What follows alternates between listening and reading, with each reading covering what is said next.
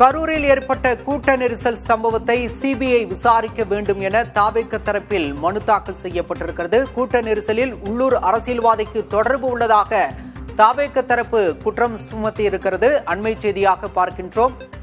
கரூரில் ஏற்பட்ட கூட்ட நெரிசல் காரணமாக இதுவரை 41 பேர் உயிரிழந்திருக்கின்றனர். இந்த நிலையில் இந்த சம்பவம் தொடர்பாக சிபிஐ விசாரிக்க வேண்டும் என தாவேக தரப்பில் மனு அளிக்கப்பட்டிருக்கிறது. ஏற்கனவே பாஜக மாநில முன்னாள் தலைவர் அண்ணாமலையும் இந்த கோரிக்கையை வலியுறுத்தியிருந்தார்.